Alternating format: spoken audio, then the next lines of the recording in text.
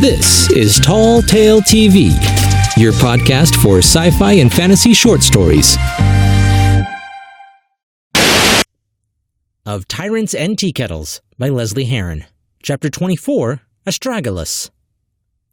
Every time Caitlin had decided to cozy up with a good book, it never failed that something would inevitably pull her away. This time, it just happened to be her eldest son, yelling and kicking at the front door to grab her attention. She set down her novel, giving it a wistful glance before stomping towards the door. She threw it open, putting on her most dangerous, "this had better be important" scowl. "Alphonse McGreenley, how many times must I tell you not to bring your drinking buddies home with you?"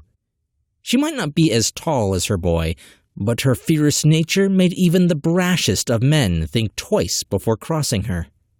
Al was standing in the doorway, supporting a slumped figure with the help of a boy who looked as if he could barely stand himself.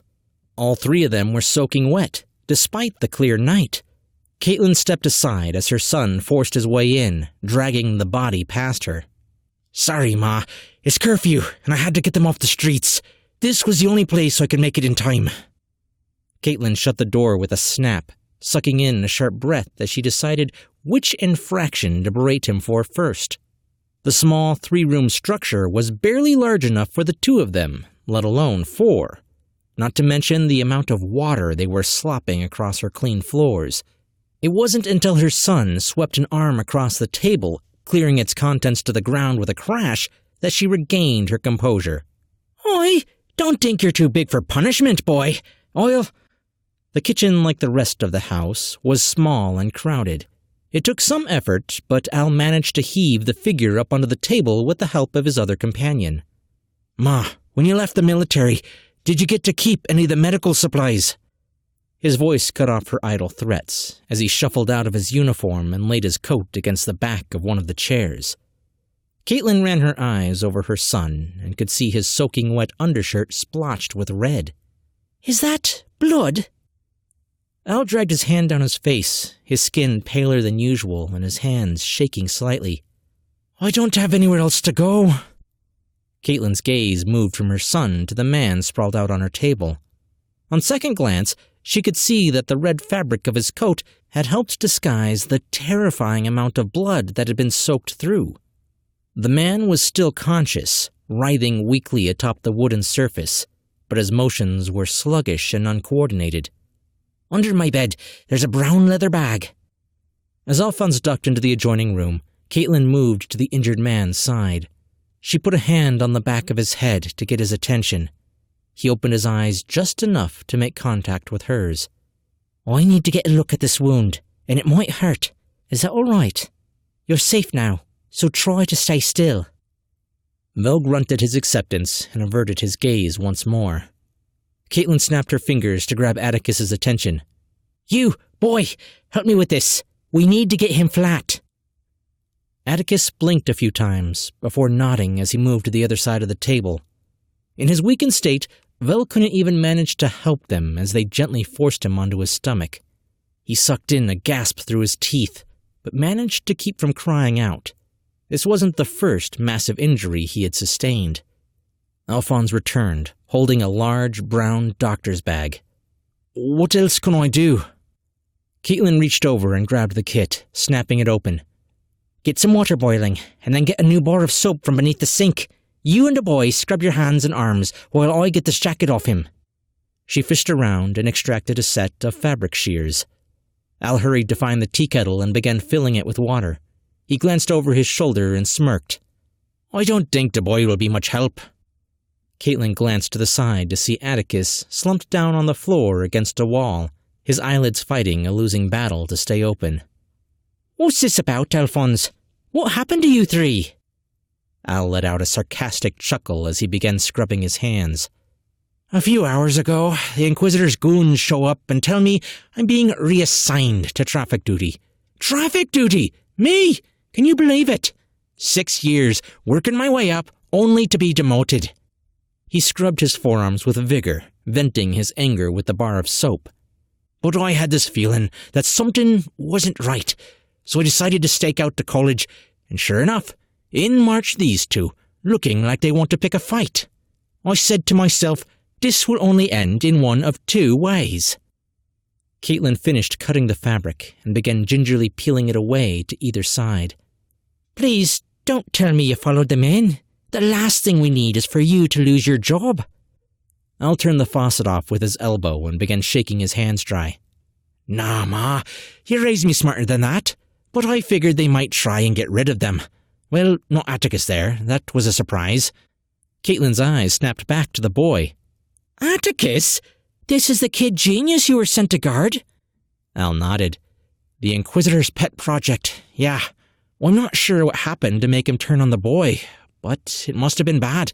I figured if they left breathing, it would be through the front door. But those less fortunate tend to leave through the chemical waste river that runs right beneath the college. So that's where I waited. I'm just amazed they were still alive when I spotted them. We don't have time for this. Vel ignored the multiple flashing warnings from his AI and tried to work an arm under himself to push upwards. We have to go after Elias. Caitlin pushed him back down with minimal effort and gave him a piercing gaze. And what exactly do you think you can do in your state? Bleed all over the Inquisitor's office? She pulled back on the collar of his undershirt to reveal a vivid bruise around the base of his neck and lines of blood oozing from beneath the cloth. As she continued to pry the sticky fabric away, she found a medley of old burn scars radiating all along his body, covered occasionally by metal plates that were shaped to the contours of his back. Most of these extended from the overlapping panels that made up his spine, fused together to hide what lay beneath. She followed the trail of burn marks down along his back, gently pulling away the last of the fabric to reveal the source of his bleeding. She grimaced at the sight of the oozing wound. A jagged gash ran the entire width of his back, cutting a deep channel into the flesh. Had it not been for the metal surrounding his spine, he most likely would have been paralyzed. She moved around to look him in the eye once more. I don't know how you've managed to survive this far, but I can tell you right now, you're in for a long night. I'm going to give you a sedative to keep you still. Vel tried to fight the woman off, waving away her concern. He had more pressing matters to deal with, and that meant stopping Elias before he became totally unhinged. The longer they waited, the more robots he could have added to his army. Blood loss levels now passing critical. Immediate medical attention is advised to prevent imminent death. Vel paused his struggle, reading the warning several times before finally relenting. Fine. I could use a nap anyways. Caitlin moved over to the sink and began scrubbing with the bar of soap. She turned to Alphonse. Top shelf. Herbal tea. Smells like death. Al nodded as Atticus gave a soft snore from the other room. Vel closed his eyes and sighed. He knew they had to do this, but what would the delay cost them? Within moments, Al was forcing a sour, earthly liquid down his throat, and he slipped into darkness before he could even complain about the taste. Vel was falling, down and down an endless tube of empty blackness. Sticky tendrils of tar gave way to fingers of bone that tightened like a noose around his neck. A gaping maw in the darkness opened into a brilliant pool of glowing green acid. The vice around his neck relinquished, and he plunged into the chemical bath, which stung and tore at him like a million insects feasting on his flesh, leaving only his disjointed mechanical frame behind. Fire erupted around the edges of his vision, roiling and building into an inferno that snuffed out the darkness. No longer a part of himself, the robot raised a gleaming arm and sloughed off the remnants of his melted flesh. A red eye burned to life as it turned to face him. What's the matter, Tin Man? Vel's eyes snapped open as he gasped in air. He breathed out with a trembling sigh. The problem with sleep was that it was often accompanied by nightmares, something that had plagued him since the day his brother had paid a doctor to replace half his body with mechanical parts. Internal damage stabilized. Bodily function restored to 24%. Vel swiped away the notice, then had a thought. Hey, Amy, can you suppress my ability to dream? His mouth and throat felt like dried-out leather. Certainly. With your permission, I will monitor and control your unconscious activity. Vel grunted his approval. With the fear of the nightmares ebbing away, he began to hear muffled speech coming from another room. He pushed himself up gingerly, wincing as he felt the stitches in his back tug in protest. Al leaned back in his chair, exhausted. Should we take him to the hospital? Caitlin shook her head. No, you said yourself that the Inquisitor tried to have him killed. She threw back the remainder of her night's drink. All the hospitals report to the military now, and a wound like that would garner some serious attention. It took Atticus a couple of false starts before he finally found his words. I want to get Berg. Al clapped a hand on the kid's shoulder. I get that you're worried about your friend, but there's no point. You said yourself he's already gone. I know that. Atticus's face fell as he looked down at the table. His fingers fidgeted with a loose button on his shirt. But I can't just leave him up there, all alone. Al blew a breath of air past his teeth as he ran his hands through his hair. The college has become nigh impenetrable. I was lucky to get the two of you out of there without getting caught. We can't go poking the bear when the Inquisitor is building a literal army. Atticus sniffled. Berg would have done it for us.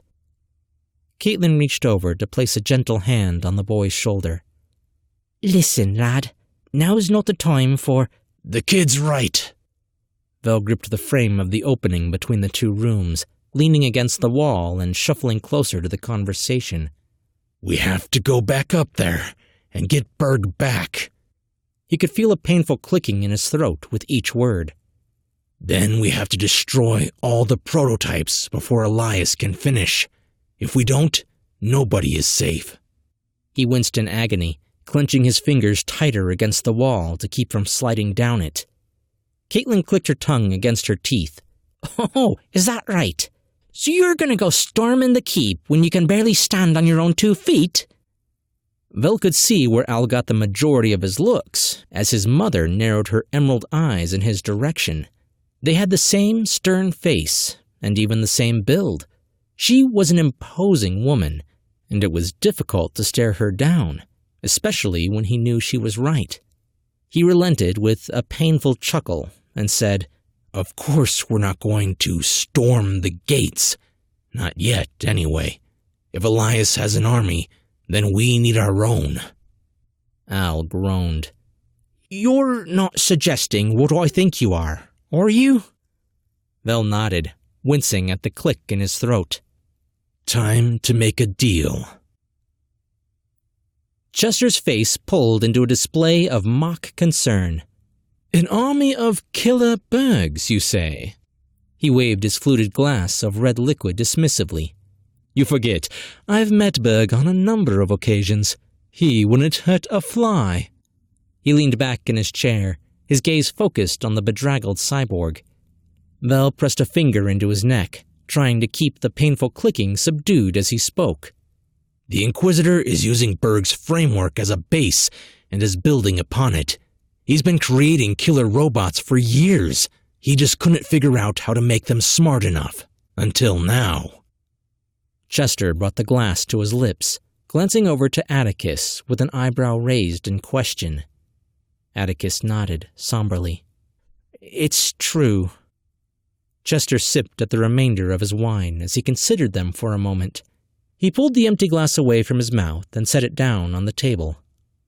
You want me to help you put a stop to a horde of killer bots, and in the process make a direct enemy of the most powerful man on the continent? He let out a non-committal sigh as his brows knit together. He crossed one leg over the other and folded his hands in his lap. I respectfully decline.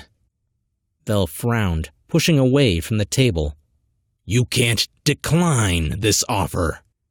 Chester gave a half-hearted shrug. I don't really see what's in it for me. Vel grit his teeth. What's in it for you? What about all these children? Do you think the Inquisitor's iron horde will stop at the doors of your library? That maybe you can make a deal? He shook his head. He will raze this city to the ground, trying to root out anyone who tries to interfere with his utopia. It won't matter to him who he hurts in the process. Chester's smug smile never wavered. And, as they say, if you're good at something, never do it for free. You want me to build an army in a matter of days, stage an assault on the most fortified structure in the country, and help you topple a madman with his own army of relentless killing machines? He interlaced his fingers and placed them against a knee. That doesn't come cheap. He killed Bug!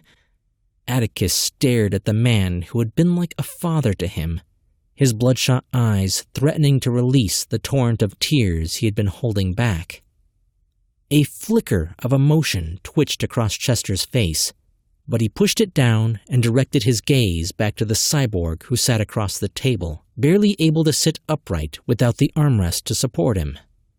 Through the pain, Vel began to boil inside his own skin. He slammed his mechanical hand down against the table, rattling the plates and silverware set out before them. He jumped to his feet and could feel the stitches in his back split. He ignored the twinge, even as the blood began to seep down his spine. I'm not even from this world, and I seem to care about it more than you do. Chester tilted his head as he watched the cyborg stumble, collapsing into the table. His finely carved smile remained, but his face expressed no joy to accompany it. You can't even stand, and you want me to trust you. Vel staggered a step as the room tilted and swayed beneath his feet. He looked down at his mechanical hand as he reached for something to stabilize his vertigo. As the wave passed, he leveled his gaze on the smug man. You can have my hand. The smile faltered as Chester blinked a few times. Say that again? He couldn't hide the greedy intrigue behind his eyes. I said. Vel braced himself with the high back of one of the chairs set at the long table. You can have my hand, if you can help me capture the Inquisitor. Chester frowned. And what if capture is unpractical? Vel nodded slowly. Captured or dead, if it comes to that. It might be idiotic, but he wanted to believe that there was something of his brother in Elias. Despite his obvious nature, there had to be some redeeming quality that would make it worthwhile to take him alive. Chester clapped his hands together. Wonderful! I believe we have a deal. He rang a small copper bell on the side of his desk, and a child appeared almost instantly in the doorway. Garrett, please go inform Theodosia that I need to see her. As the boy disappeared around the corner, Chester turned to Atticus and took one of his hands in his. His entire demeanor shifted, and his face softened into genuine concern. I'm sorry for your loss, Atticus. I truly am. And I was, of course, going to help you avenge Berg, no matter what. I just wanted to see if I can make a profit off your friend here first. Vel blanched. You son of a... Blood levels have been depleted, initiating unconscious state to perform maintenance. Good night. Like someone had flipped a switch, the room became black, and Vel crumpled to the floor in a heap. Maintenance complete. Bodily functions restored to 87%. Overcome by the weight of his still body, Vel pried open his eyes. He attempted to recoil as a blinding light seared into the back of his skull, but the all-too-familiar sensation of straps told him it was futile. Hello, is what he tried to say, but only a strangled gurgle of air escaped his lips. Oh, good, you're awake. Vel's vision slowly came into focus as the familiar shadow of Daniel, Chester's on-call doctor, obscured the blinding light. In the corner of his vision, he could make out the same scrubbed walls as before, and the familiar, overwhelming stench of disinfectant permeated the room. He opened his mouth to speak again, but the doctor held up a hand. "I'm sure you've got a few questions, but I need to put this back in place before you can ask them." Daniel was holding a brass-colored plate that had been removed from the cyborg's neck. "I think I've gotten it mostly hammered back into shape." Before Vel could protest, the doctor moved and the blinding light returned, forcing him to clench his eyes shut. Daniel snapped on a pair of goggles and squinted at the edge of the metal plate. "With Atticus's help, we were able to fix most of your exterior damage. However, you appear to have broken your hyoid bone." He placed the metal plate back against the flesh of the cyborg's neck. "You may experience some pain when swallowing or turning your head sharply." Vel was struck with a white-hot sensation of heat. He clenched his fists against the pain as the doctor began reattaching the metal to his skin. His fight-or-flight sense told him he was being injured, but his logical mind managed to reassure him that this was just a fusion of artificial nerve endings to his own damaged ones. "It's a good thing you showed up when you did. Even though you were patched up quite well, I'm afraid Alphonse's mother wasn't equipped to deal with your cybernetic body. She was trained as a field medic, not a surgeon or mechanical engineer. But thanks to Atticus and my own knowledge of anatomy, we were able to treat the vast majority of your injuries, both mechanical and physiological." Daniel pushed away the work lamp and began undoing the straps. Despite the tender flesh around the reinstalled neck plate, Vel could argue that he felt surprisingly well. He even silently formed a few words with his mouth, and nothing seemed to click in his throat. "Wow, you did a good job on the drugs, Doc. I don't feel any pain." Daniel laughed. "Oh, there aren't any drugs in your system. You just heal at an incredible rate." This had been an unforeseen gift of his cybernetic upgrades. They were integrated with so much of his body that his entire immune system had to be hijacked to prevent it from rejecting all the foreign components. This also allowed for pinpoint control over the thousands of chemical and biological processes that typically occur when an injury is sustained. "You're welcome." Vel kept this information to himself as he maneuvered into a sitting position, his feet dangling over the edge of the hard metal table. He looked down to see that he had been stripped of his clothes and given a pair of knee-length cotton undergarments. He scratched nervously at the back of his neck and looked back up at the doctor, deciding not to think about it too hard. "So, where are the others?" "Planning your little rebellion, I would assume. Nasty business. You should be able to join them as soon as we're done here." Daniel pulled a stethoscope from his pocket and pushed it against Vel's chest, right above where his heart would have been. A pointless gesture, he thought, as he didn't actually have a pulse anymore. Daniel shook his head in amazement. "I've never seen anyone heal so much in just a week." "Yeah, well, wait, a week?" Vel half jumped, half fell off the table. Daniel took several steps back. "Well, yes. We tried to wake you sooner, but you seem to be in a mild coma." Vel ground his teeth together. "Damn it, Amy!" Daniel looked positively bewildered, calling after the cyborg as he fled the room. "Who's Amy?" Vel stormed down the halls formed from towering shelves of books. Children scattered before him like fish fleeing from a shark. His AI pulled up an overlay of the library and showed him the fastest route to the main office. He slammed open the door with a vigor he hadn't felt in some time. Chester looked up from a map laid out across his table. "Ah, look who's joined the living once again." Vel strode up to the table, murder in his eyes. "I've been out for a week?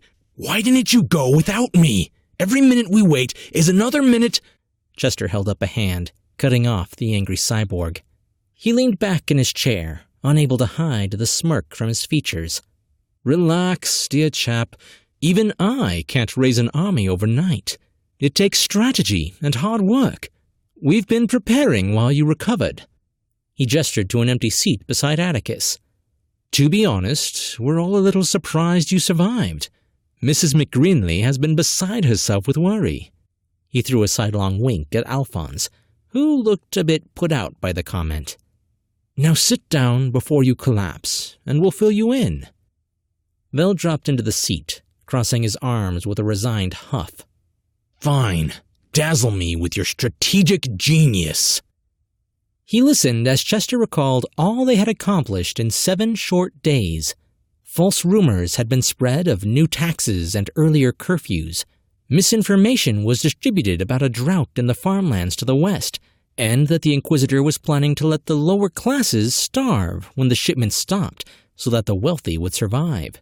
And as icing on the disgruntlement cake, Theodosia had even managed to convince the working girls to go on strike. Chester lifted his wine glass, taking a long drink around a smile.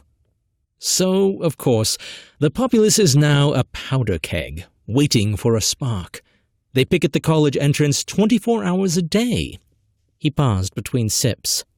My inside operative says that the Inquisitor has been quite busy trying to restore order, too busy to put his full focus into other projects. Vel frowned. "I thought Berg was your inside operative." Chester set the glass down on the table, staring at the cyborg as if he was the most curious thing he had ever seen. "What on Avis gave you that idea?" Vel could feel his cheeks flush with color and regained his composure with a cough. What about Piper?" Atticus shifted in his seat, keeping his eyes trained on the map. But it was Alphonse that spoke up. "We haven't heard from her. It seems as though she got what she wanted and set out to find her parents. Even Chester's networks couldn't locate her, despite their extensive reach. Last place anyone saw her was the air docks." Vel nodded, a bit of a heavy weight building inside his chest. "Thanks for looking, Al." Alphonse laughed. "Oh no, thank Chester for that. Too much walking for me.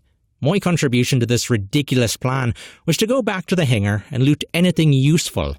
Which, by the way, it's crawling with redcoats. They've been boxing up all his inventions. But I managed to find the tea kettle in a trash heap outside. I don't think they realized what it was, or how lucky they are to be alive after touching it." Vel frowned, scratching at the stubble on his face. "A tea kettle?" Atticus seemed to brighten for the first time since Vel had walked into the room. "It's not just a tea kettle, it's the tea kettle.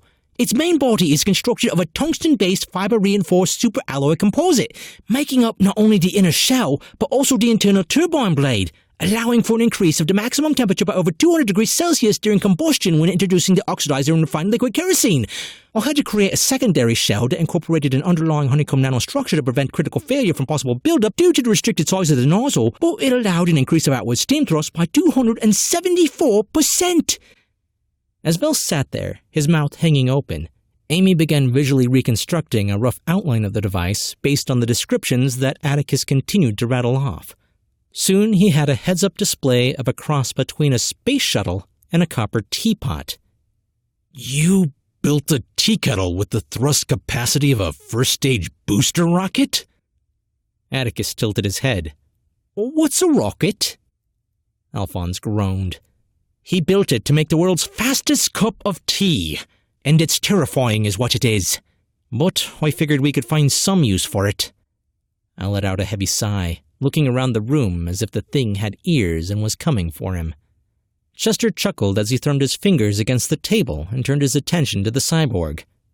"Now we just have to figure out exactly how we're going to get in, destroy a horde of robots, and take down a murderous tyrant. Preferably without dying." Vel looked down at the detailed map of the college laid out on the table before him. A smile curled his lips as the glimmer of a plan began to form.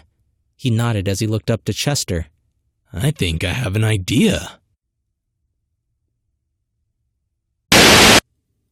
Of Tyrants and Teakettles is Book 2 of the ongoing Sci-Fantasy series by author Lesley Herron.